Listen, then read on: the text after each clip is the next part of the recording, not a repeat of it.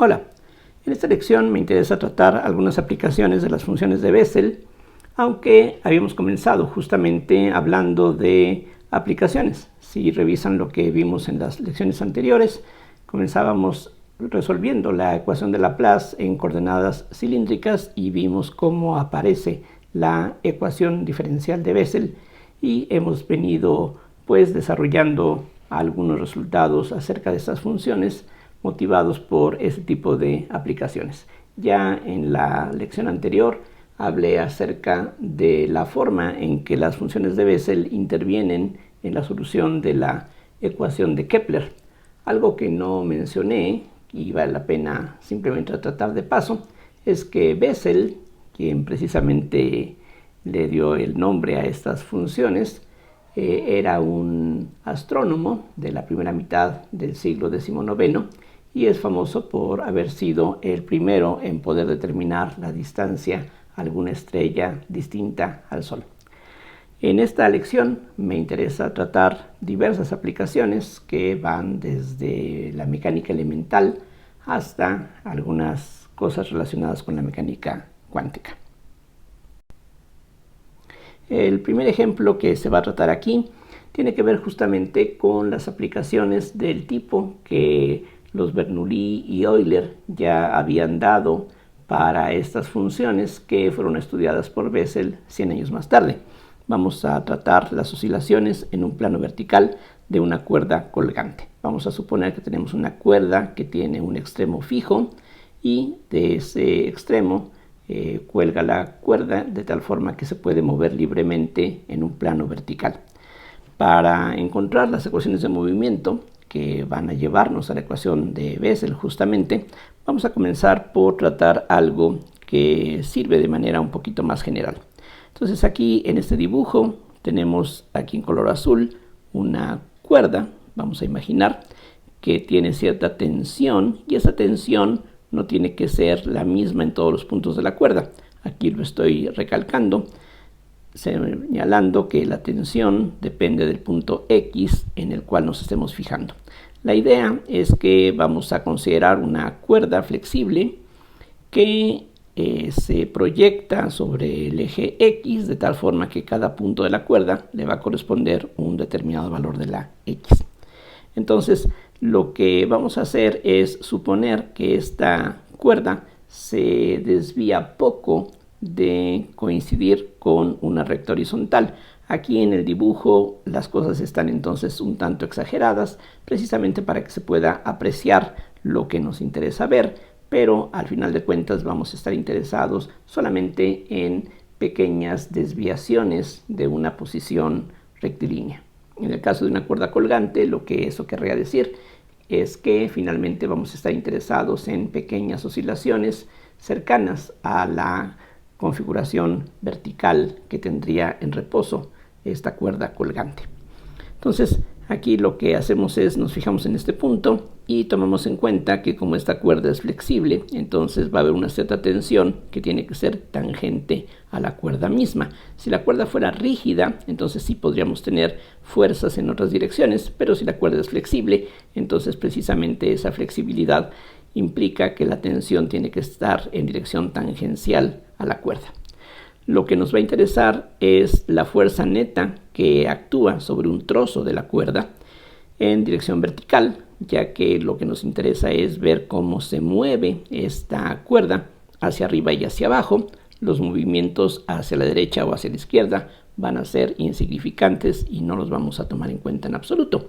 Entonces, lo que me interesa es la componente Y de la tensión y aquí de la figura se puede ver que en este punto, por ejemplo, la tensión que actúa sobre este trozo va a estar dirigida hacia la izquierda y hacia abajo, por eso este signo menos.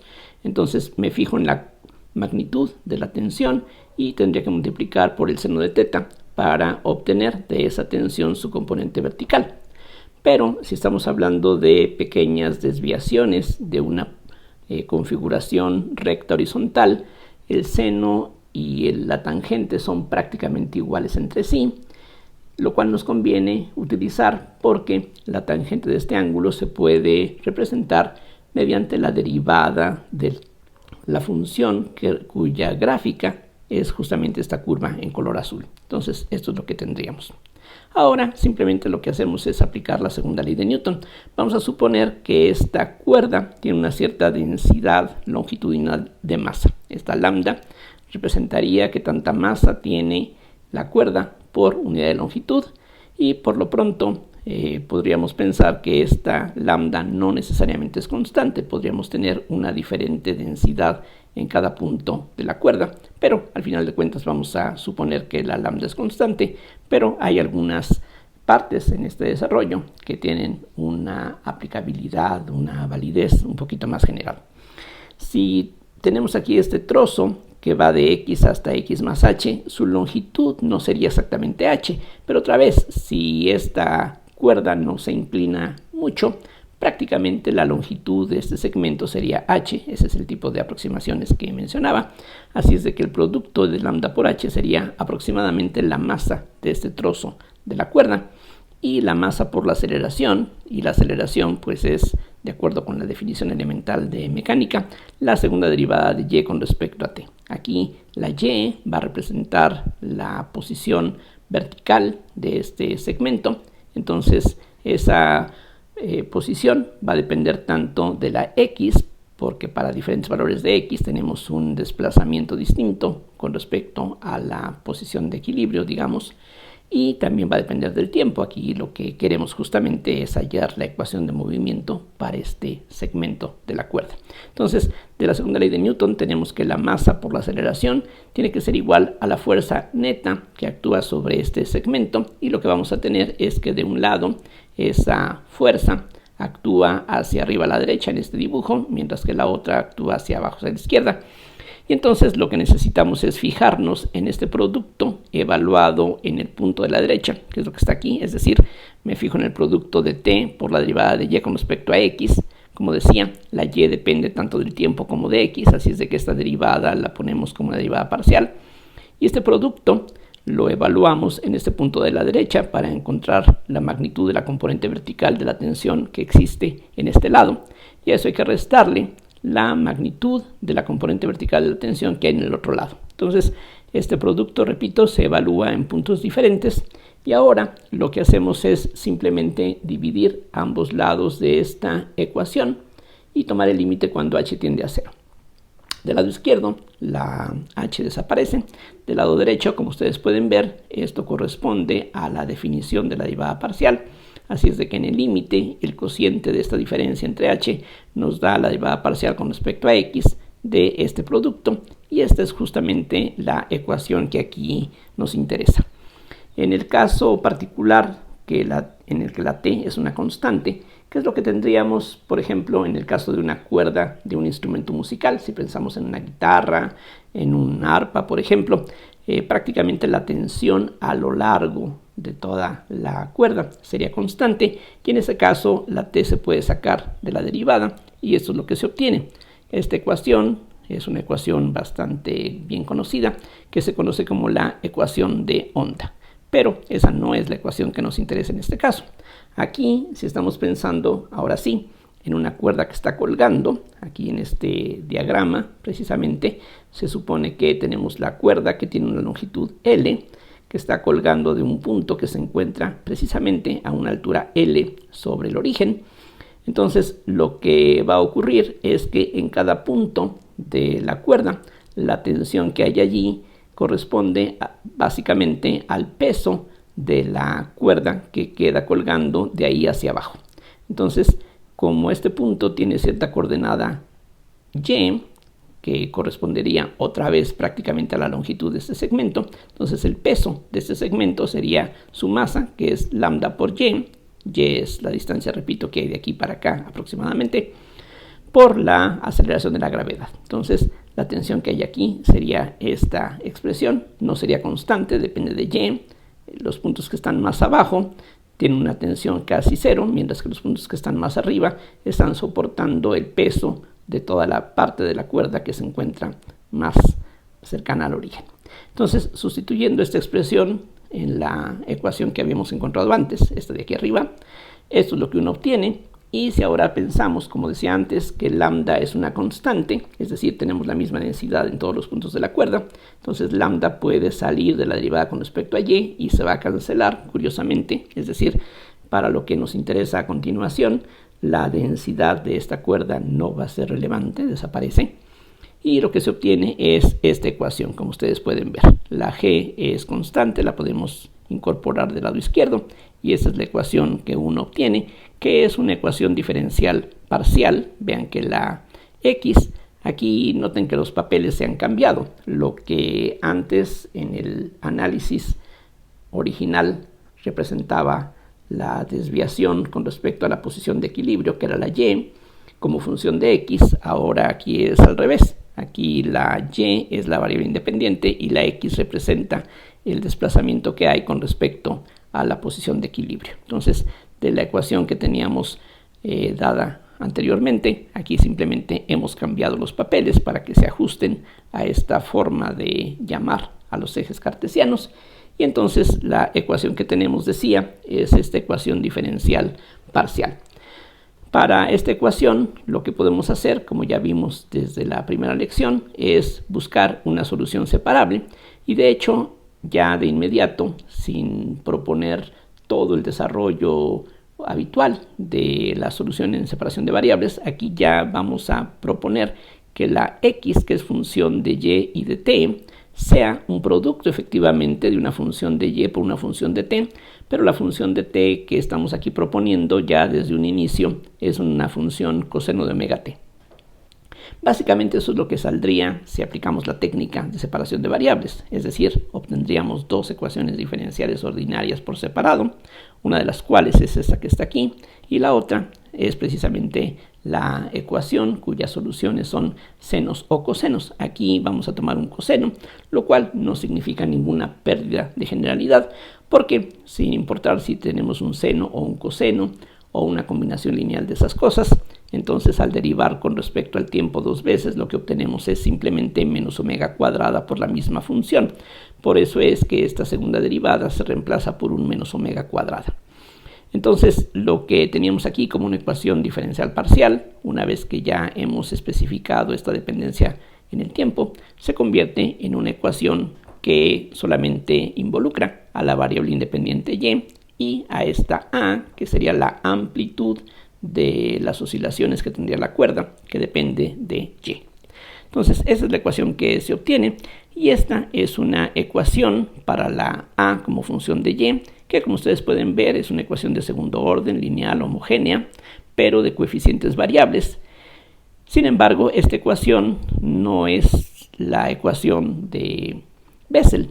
Para que tome la forma de la ecuación de Bessel, lo que vamos a hacer es ahora introducir un cambio de variable. Entonces vamos a definir una nueva variable z que va a reemplazar a la y de esta forma extraña. Aquí, entre otras cosas, esta combinación justamente hace que z sea adimensional. El factor de 2 no afecta las dimensiones de esta combinación, pero si uno se pone a buscar qué combinación de los parámetros que aparecen en esta ecuación nos puede llevar a una magnitud adimensional que sustituya a la y, esta es prácticamente la única respuesta posible. Entonces, esta definición de z equivale a que la raíz de y se puede expresar de esta forma, y ahora, utilizando simplemente la regla de la cadena, las cosas quedan así. Del lado izquierdo tenemos esta función, del lado derecho, utilizando esta expresión, vean ustedes que, de acuerdo con la regla de la cadena, esto y esto es como si se cancelara y quedara una derivada con respecto a y, y dentro del paréntesis hacemos algo similar. Este producto equivale precisamente a la derivada de a con respecto a y. Ahora, usamos el hecho de que z está definida de esta manera. Esta derivada entonces da este resultado, todo esto que está aquí. La derivada con respecto a z aquí está indicada, esta y aquí aparece. Nuevamente esta derivada es la misma que teníamos aquí afuera, que es esto que aparece aquí multiplicando entre la y la derivada de a con respecto a z, y haciendo aquí algunas simplificaciones. Después de algunos pasos sencillos, a lo que se llega es a la expresión que tenemos aquí, en donde hemos agrupado estas constantes que, como podemos ver, son comunes en ambos lados de esta cadena de igualdades. Cancelando este factor común, lo que nos queda es esta ecuación, y si uno desarrolla la derivada que quedó aquí indicada previamente, esto es lo que se obtiene claramente de acuerdo con la regla de Leibniz. Y ahora podemos simplemente multiplicar la ecuación que hemos obtenido por una z cuadrada, simplemente para que tome una forma que es idéntica a la de la ecuación de Bessel que hemos venido considerando previamente. Entonces vean ustedes que de esta ecuación, multiplicando por z cuadrada, se obtiene esto, y si comparamos esta ecuación con esta, aquí tenemos segunda derivada, de hecho aquí falta un 2, y una primera derivada, exactamente como aquí, y en lugar de esta diferencia, aquí tenemos nada más la variable independiente al cuadrado, y eso quiere decir que esta sería la ecuación de Bessel para orden 0. Por lo tanto, esta ecuación tiene como solución algún múltiplo de la J0 de la variable z. Esa es una ecuación, recordemos, de segundo orden lineal y homogénea. Tiene que tener dos soluciones, pero como ya he insistido, hay una segunda solución, aparte de la J0, de la cual hablaremos más adelante, que forzosamente es divergente en z igual a 0. Z igual a 0 significa y igual a 0. Aquí lo podemos ver de la definición. Z igual a 0 implica y igual a 0. Y lo que en este problema esperamos es que en y igual a 0, estaríamos aquí en donde termina la cuerda, ahí no esperamos que la amplitud se vuelva infinitamente grande. De hecho, eso violaría las suposiciones que estamos haciendo. Aquí estamos pensando en oscilaciones pequeñas. Entonces, lo que queda es que la única solución aceptable tiene que ser un múltiplo de la J0, y la z, si se sustituye en función de la y que definimos antes, queda esta expresión. Lo que tiene que ocurrir es que precisamente en el punto más alto de la cuerda, donde está amarrada, allí la amplitud todo el tiempo tiene que ser 0. Este punto está inmóvil. Entonces, si sustituimos y igual a L, lo que tiene que ocurrir es que la amplitud de la oscilación tiene que ser 0. Entonces, aquí sustituyo y igual a L, y entonces lo que tiene que ocurrir es que esto tiene que ser 0. La función J0 ya se había mencionado previamente, tiene una gráfica más o menos parecida a esta. De hecho, casi todas las funciones de Bessel tienen una, para orden entero, tiene una gráfica similar a esta. La diferencia es que J0 en 0 vale 1. Recuerden, todas las demás J's, J1, J2, J3, etc., comienzan desde 0, pero todas ellas van oscilando con una amplitud cada vez más y más pequeña. Entonces, lo que tiene que ocurrir es que este argumento tiene que coincidir con este punto, o con este, o con este, y estos puntos donde la J0 se anula se suelen denotar como alfa 01, alfa 02, alfa 03, etc.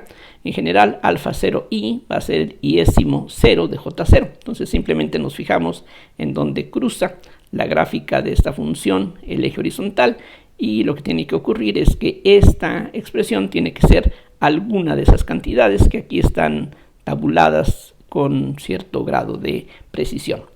Esto quiere decir que la frecuencia con la que va a moverse, con la que va a oscilar esta cuerda, no puede ser cualquier cosa, sino que tiene que ser tal que, como decía, esta combinación coincida con alguno de estos valores numéricos, con alguno de estos puntos que están aquí indicados. Entonces, eso quiere decir que el periodo, que es 2pi sobre omega, tiene que estar dado de esta manera. Así es de que tenemos algunos periodos que corresponden a estos modos normales de vibración.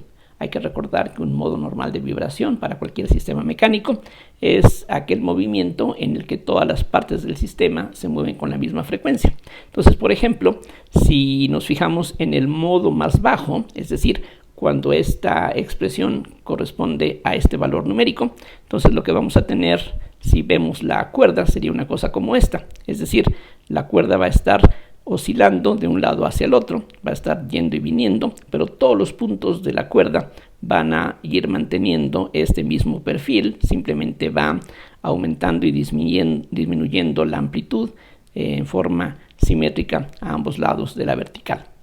Para la siguiente frecuencia, el siguiente modo normal, esta expresión coincidiría con alfa 02, y lo que veríamos, aquí muy exagerado, sería un movimiento como este. Lo que estaría haciendo la cuerda sería moverse entre esta configuración y su simétrica, simplemente yendo y viniendo con la frecuencia o con el periodo que aquí se puede calcular. Vean que a medida que vamos hablando de modos más altos, las alfas son más grandes, los periodos son más pequeños, es decir, este movimiento es más rápido que este es más rápido que este, y a medida que vamos fijándonos en raíces o en ceros más altos, lo que vamos a tener son más oscilaciones aquí en el contexto espacial que van a ser más rápidas en el tiempo.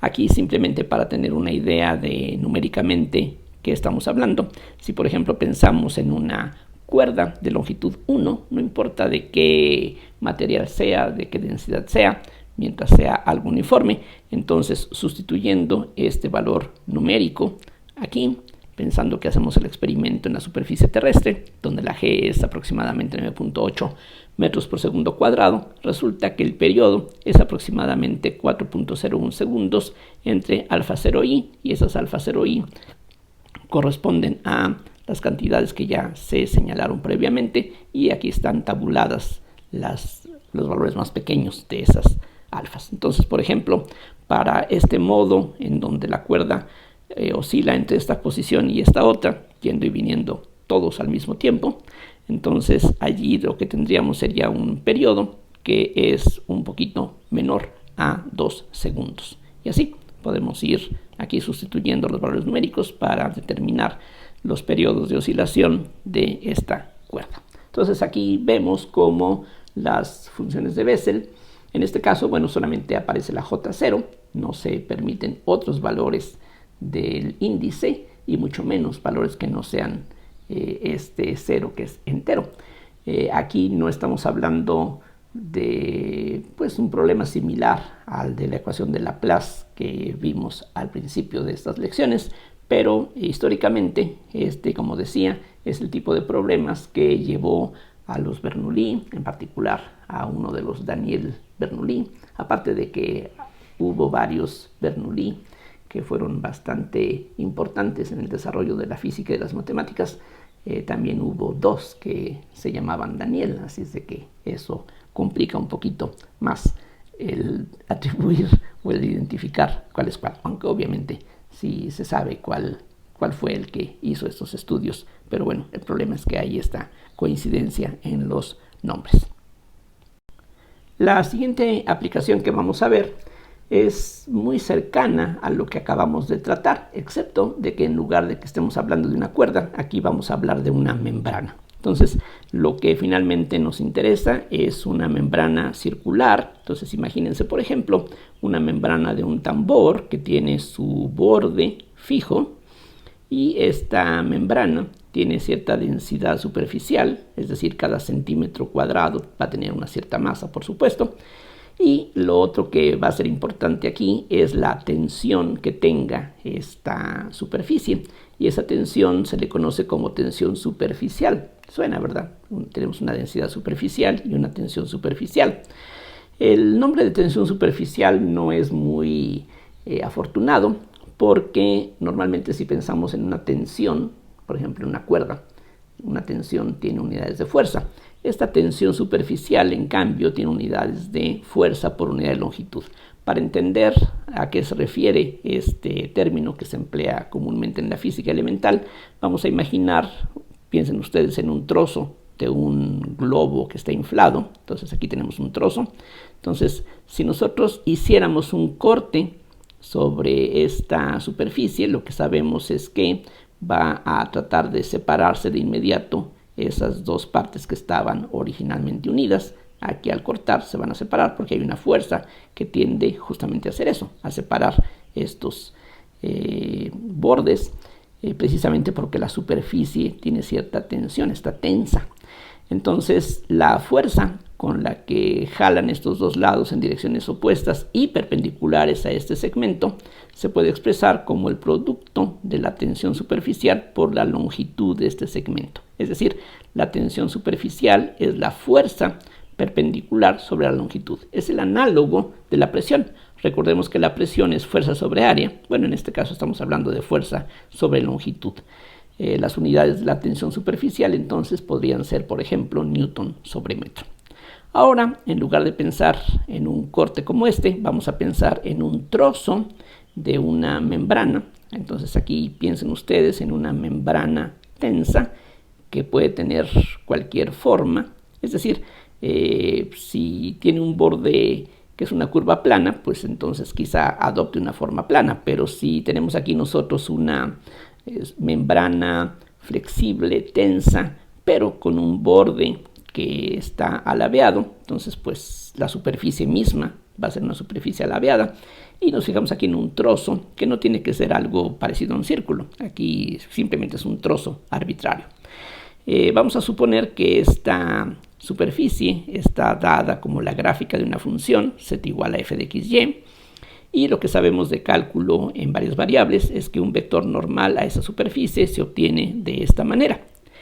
Ahora vamos a tener aquí un trozo de la membrana, decía, y entonces ese trozo, imagínense que ese trozo está aquí pegado al resto de la membrana. Entonces aquí hay una tensión, hay una fuerza con la que el resto de la membrana está jalando a este trozo en particular. Lo que quiero calcular es la fuerza neta sobre este trozo, y eso es muy fácil de obtener a partir de esta idea. Entonces lo que tenemos que hacer es simplemente sumar vectorialmente las contribuciones de estas fuerzas en color azul, que van a ser tangentes a la membrana. Algo parecido a lo que veíamos en el ejemplo anterior, en donde la fuerza sobre la cuerda era tangente a la cuerda. Aquí también, si la membrana es flexible, estas fuerzas van a ser tangentes a la superficie. Y una manera de encontrar una dirección tangente es mediante un producto cruz. Si yo multiplico el vector de L, que es tangente a la curva que está sobre la superficie, y si eso se multiplica con un vector normal de norma 1, que sea precisamente normal a la superficie, entonces este producto cruz va a ser perpendicular a los dos. Entonces, mientras que dl es tangente a la curva, este producto cruz va a ser perpendicular a ella. Entonces esto ya tiene la norma y la dirección adecuada de acuerdo con esta expresión, y aquí simplemente lo que estamos haciendo es sumar estos vectores. Si sumamos sobre todos los puntos de esta curva, lo que vamos a tener es la fuerza neta sobre este trozo. Entonces esto es precisamente la fuerza con la que este trozo de membrana, que tiene como borde a la curva C, está siendo jalado por el resto de la membrana. Lo que podría pasar fácilmente, por ejemplo, si esta superficie es plana, es que esta fuerza sea cero, simplemente porque todas estas fuerzas van en direcciones, en todas direcciones, y la resultante puede ser cero. Pero si la superficie está abombada, tiene cierta curvatura, entonces la resultante puede que no sea cero. Entonces, en particular, otra vez lo que me interesa es nada más la fuerza en dirección z. Simplemente lo que quiero saber es cómo oscila esta membrana, cómo sube y baja. Entonces la componente z de este vector es lo único que quiero. Y la componente z de este producto cruz se puede calcular así. Aquí nx, ny y nz serían las componentes de este vector que tiene norma 1. Y las componentes de este vector de L son de x, de y y de z. Pero en esta componente esto es lo único que tenemos. Ahora aplicamos aquí el teorema de Green.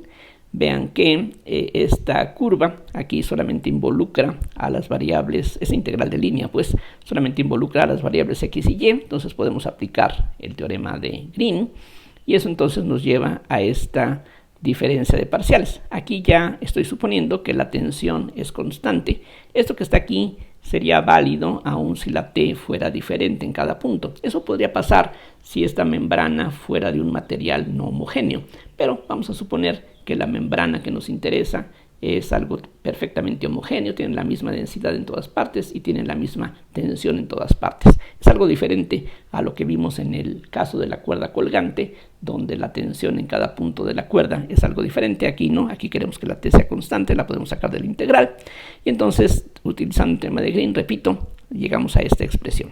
Y de nuevo, lo que hacemos es utilizar la segunda ley de Newton. Esta fuerza neta sobre este trozo de superficie tiene que ser igual a la masa, y la masa es densidad por área por la aceleración, y la aceleración sería la segunda derivada con respecto al tiempo de la z. Entonces, si esto va a ser cierto para cualquier trozo de la superficie, lo que tiene que ocurrir es que los integrandos deben de coincidir. Esta combinación que está aquí, ustedes deben de reconocerla como el laplaciano en dos dimensiones. Entonces, esta igualdad que aquí tenemos se convierte en esto, que es la ecuación de onda, es la versión en una dimensión más alta que lo que veíamos en el ejemplo anterior, cuando la tensión era constante. Entonces, lo que interesa si queremos estudiar el movimiento de esta membrana es resolver esta ecuación. De nuevo, esta es una ecuación diferencial parcial, claramente, en tres variables, porque aquí aparece x, y y t, es decir, cada punto de la membrana puede moverse como función del tiempo, pero ese movimiento puede ser diferente para diferentes puntos con diferentes coordenadas x y y. Ahora, si finalmente lo que nos interesa es estudiar el movimiento de una membrana circular, pues lo que parece más conveniente es utilizar coordenadas polares, y eso es efectivamente lo que vamos a hacer aquí.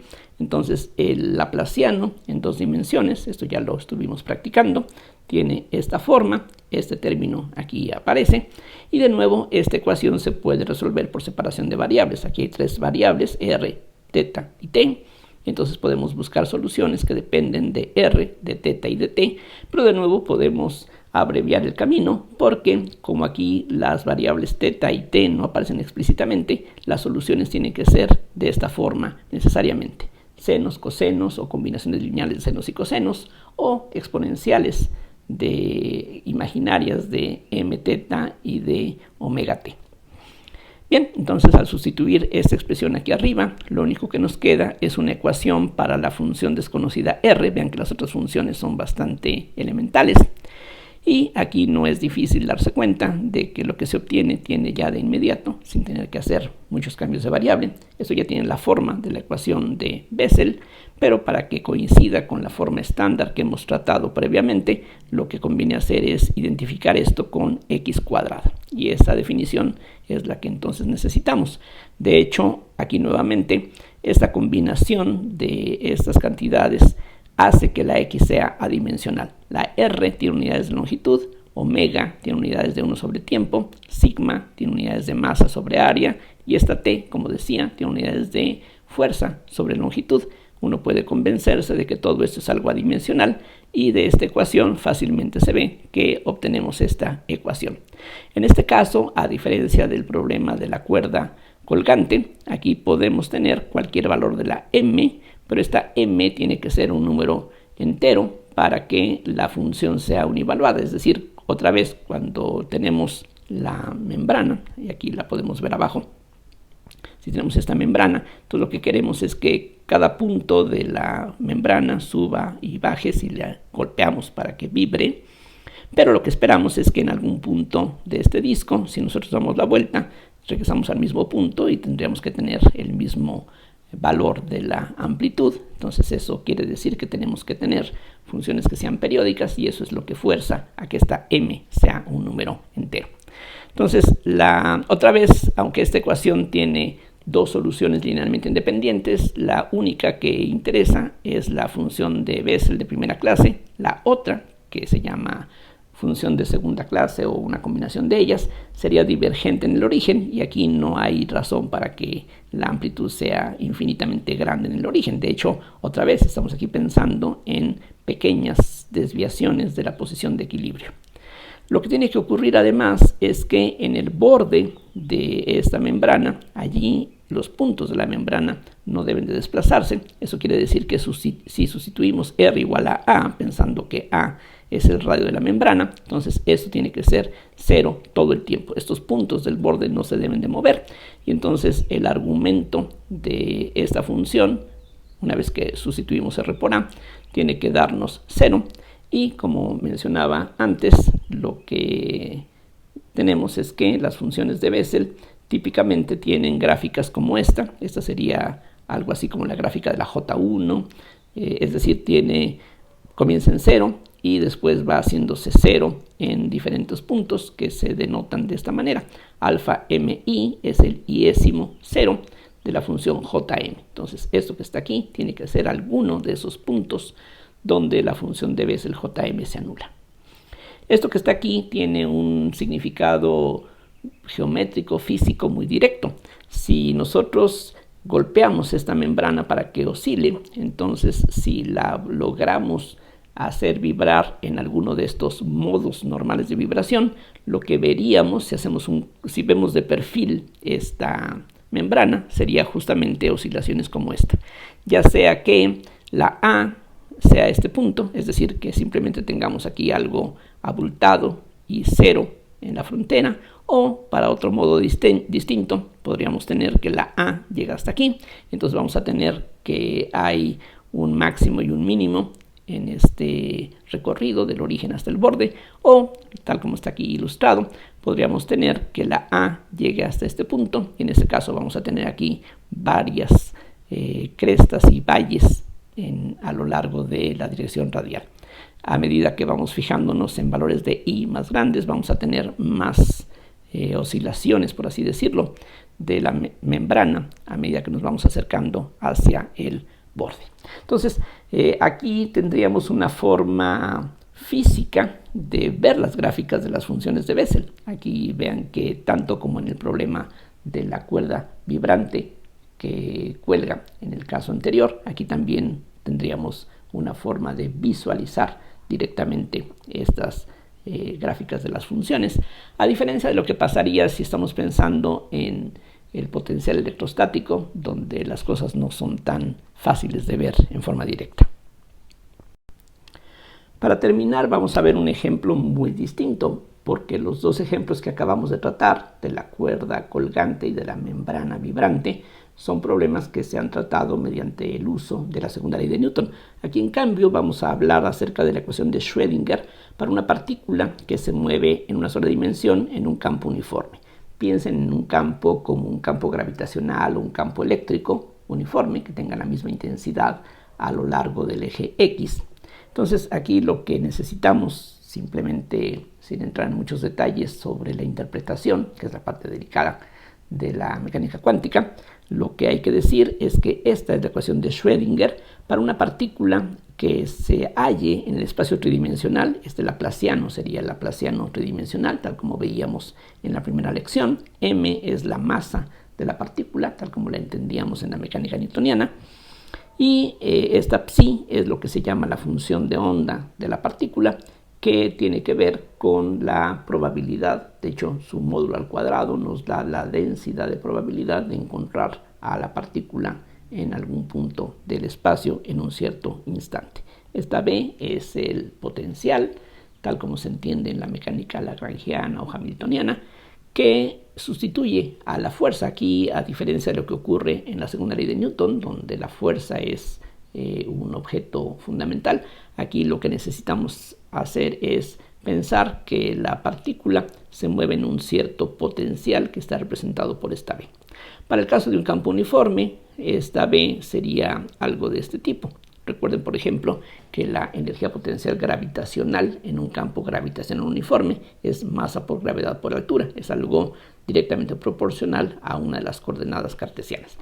Aquí, en este caso, lo que queremos es tratar no a una partícula en 3 dimensiones, sino en una sola dimensión. Así es de que en lugar de este laplaciano tenemos solamente una derivada con respecto a una coordenada cartesiana, y se supone que precisamente el campo uniforme del que hablamos está a lo largo de ese eje.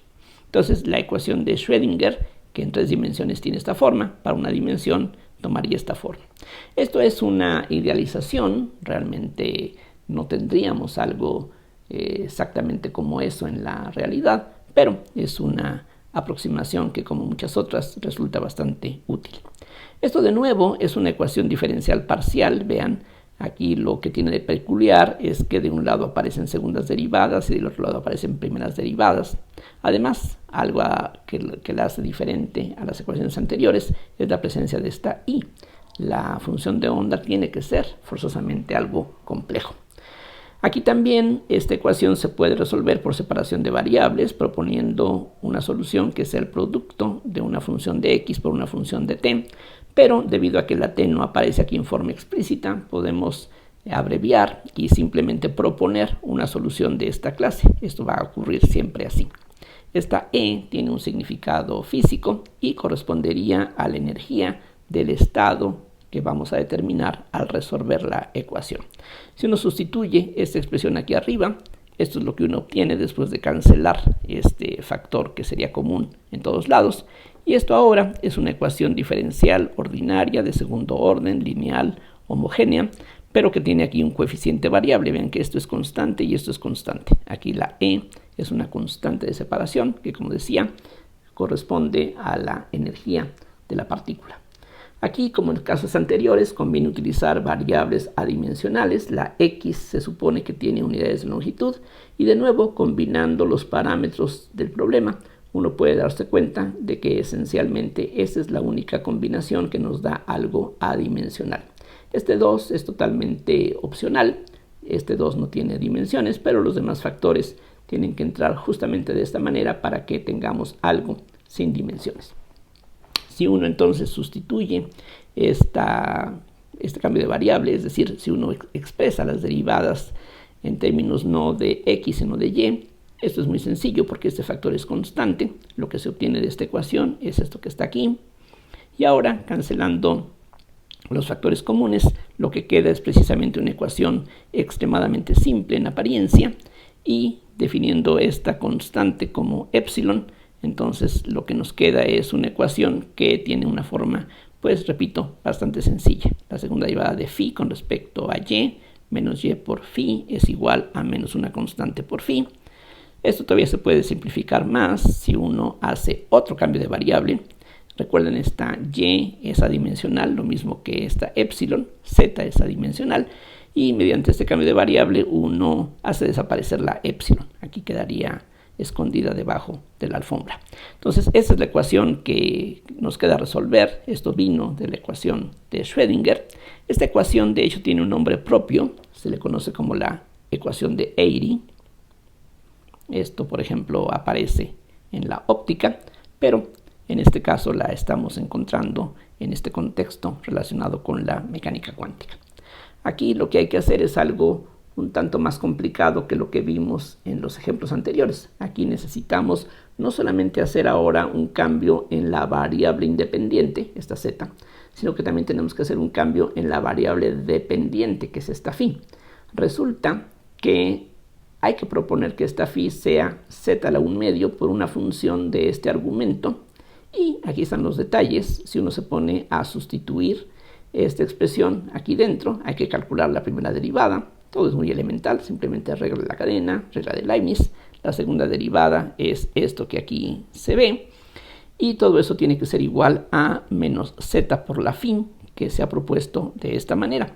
Todo esto es conveniente porque después de multiplicar lo que queda en estos últimos dos renglones por este factor, a lo que se llega, y estos pasos son bastante elementales, es esencialmente álgebra y cálculo elemental, lo que uno obtiene es esta ecuación. Es muy fácil de hacer todos los pasos, y esta ecuación tiene precisamente esta forma. Lo que tenemos es una función y sus derivadas que dependen de este argumento, y aparecen estas derivadas multiplicadas por este argumento al cuadrado aquí, en primera potencia aquí, y en esta combinación en este último caso.